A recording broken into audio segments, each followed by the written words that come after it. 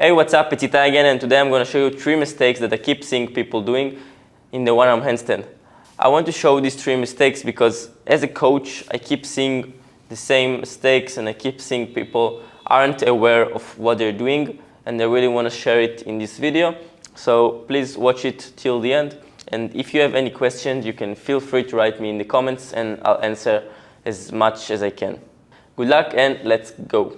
The first mistake that I keep seeing people doing is they go into the one-arm handstand, and once they let go, they fall to one of the sides. If you do one-arm handstand correctly, you should be able to at least hold 1 or 2 seconds in the air without even trying to balance yourself. It's like, imagine the chair on one leg, okay? If you place it correctly, it should hold like 2 to 3 seconds before gravity will pull it down. But I keep seeing people that once they let go the arm, they straight fall. So it looks like this. They jump, and once they let go, they fall. And they don't really realize why they fall. Well, again, think about it like you're placing a one-leg chair. If you're going to place it incorrectly, it's just going to fall down. But if you're going to try and really concentrate on pulling it just in the center of mass, it will take it a few seconds to fall. I don't know if you get me, but I will explain it in the one-arm handstand. So when we're doing a one-arm handstand, the one leg of the chair, like the most important thing that helps us balance and stay in the position, is the shoulder. If the shoulder will be out and out to the hand, you're going to fall to the right side of my right arm. And if your shoulder will go to this side, again, you fall to the left, or you need to compensate with more weight to the right side. So every time you're doing a handstand, make sure that your shoulder is right above the wrist. I'm going to show exactly how it should look like. So not like this, this is too much, and not here, because again, you can see that the shoulder is not above the wrist. So the first thing you're going to do is thinking about pulling the shoulder right above the wrist. That's it, that's enough. You shouldn't be more than that. From here, push, and from here, you're just going to keep the shoulder. If you want to move more weight to the right side, then use side flexion, okay? Don't use more shoulder, because many people are trying to bring more weight to the right side because I can't lift my arm yet. So I'm going to try and pull more shoulder, and again, it's collapsing the whole thing. So even if I don't try, like I'm going to put my arm straight, I'm not going to press with my fingers, I'm not even trying to balance. I'm just going to be in the right spot. So just going to be in the right spot and let go. You see, it took me some time to fall down, and that's exactly where you want to be. So conclusion, always put the shoulder above the wrist, exactly 90 degrees. If you want, you can put the shoulders a bit more in, that's it, but never out. Super important to know that. Another mistake that I keep seeing people doing, that they go into the flag. Well, the lower the center of mass of your body, the easier the exercise. It's like standing up or being in a squat. When you are have lower center of mass, the exercise becomes easier. And I will explain it in a one-arm handstand. When we're doing a one-arm handstand, for example, the full one-arm handstand, leg closed, if you're gonna measure my height from the floor to the point of my legs, it would probably be around, I don't know, 2 meters.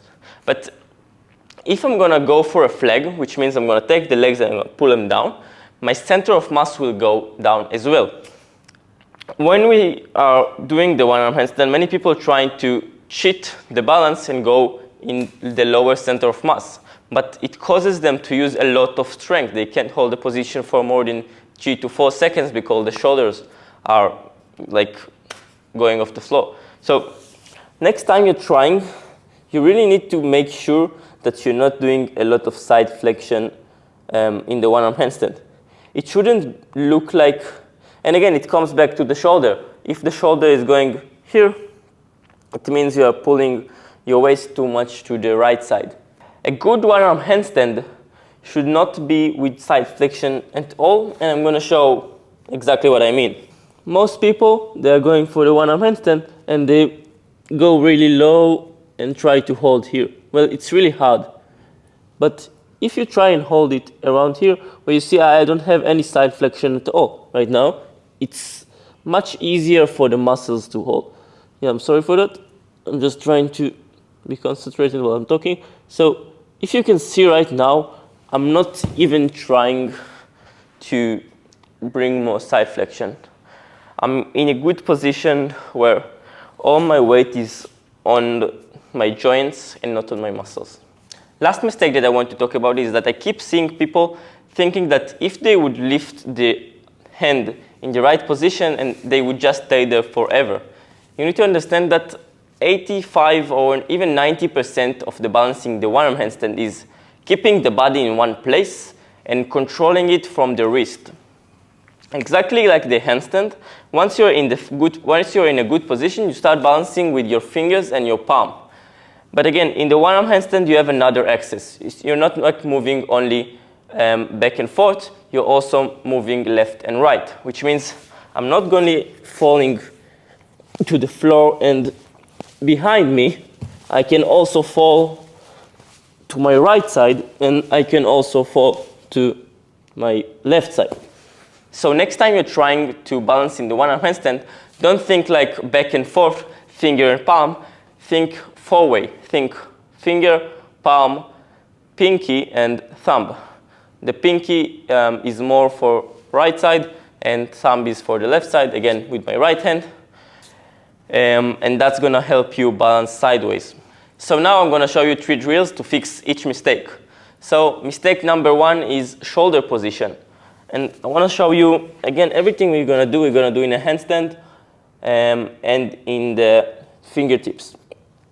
So we're going to start a bit wide.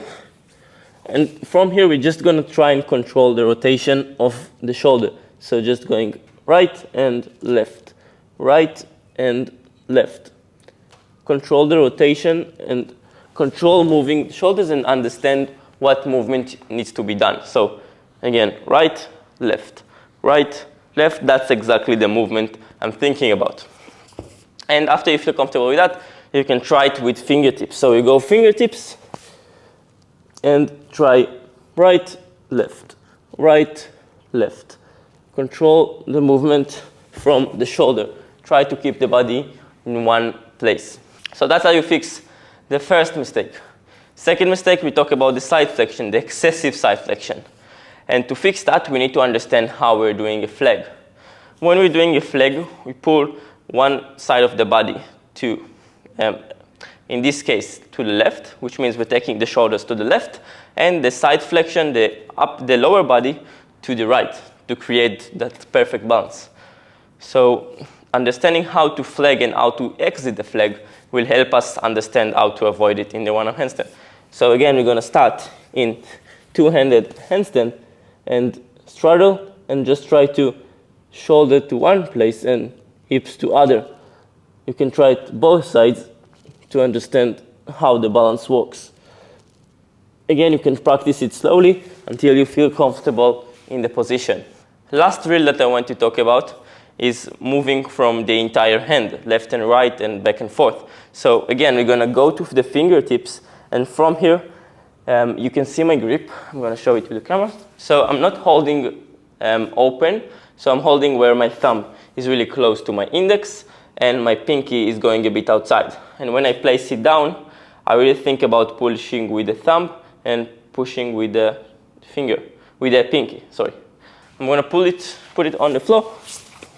And from here, I'm going to think about pinky and thumb, really trying to pull them in the air, which means I'm trying to really put maybe the thumb in the air for a second and pushing with the thumb and pulling the pinky in the air. And I'm going to show you how it looks like. So one-arm handstand and pinky and thumb. So once you are comfortable with pressing sideways, you can work in the one-arm handstand as well. When you push with the pinky, which means pushing to the right, the elbow is also working at the same time. So if you see your elbow breaking, it's good. It means you're pushing good with your pinky. So these were the 3 mistakes that I wanted to talk about. If you have any question, write me in the comments. Of course, there are a lot more mistakes that I can think of. If it's rotating from the hips, that you can try and fix with having more control of your legs and the small split. I talk everything about it in my Instagram. And if you have any other question, again, write me in the comments. So I hope this video was useful. If you're searching for like someone to coach you toward the one-arm handstand, you can send me a DM on Instagram. And if you enjoyed this video, please like and subscribe. It helps me a lot to continue and do another videos like this. And see you in the next video, guys. Thank you.